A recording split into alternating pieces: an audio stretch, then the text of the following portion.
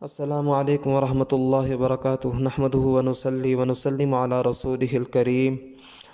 محترم دوستو، آج کی اس ویڈیو میں آپ کو ایک اہم ہی مسئلہ بتانے جا رہا ہوں۔ بہت سے لوگ یہ پوچھتے ہیں کہ حقہ، بیڑی، سگریٹ وغیرہ، پان وغیرہ سے روزہ افطار کرنا کیسا ہے؟ اس سے روزہ افطار ہو جاتا ہے یا نہیں ہو جاتا؟ یہ کرنا صحیح ہے یا غلط ہے؟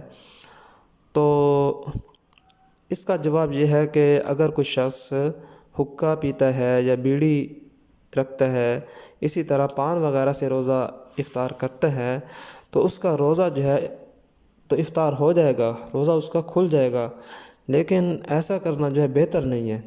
اس لیے جو ہے بہتر یہی ہے، جو سنت طریقہ ہے کہ کھجور سے روزہ افطار کیا جائے۔ اگر کھجور نہ ملے تو کوئی میٹھی چیز سے جو ہے روزہ افطار کیا جائے، تاکہ جو ہے ہمیں سنت کا ثواب بھی مل جائے اور ہماری ضرورت بھی پوری ہو جائے۔ اللہ تبارک و تعالیٰ سے دعا ہے کہ اللہ تبارک و تعالیٰ ہمیں عمل کی توفیق عطا فرمائے، سنت پر چلنے کی توفیق عطا فرمائے۔ وآخر دعوانا الحمد للہ رب العالمین۔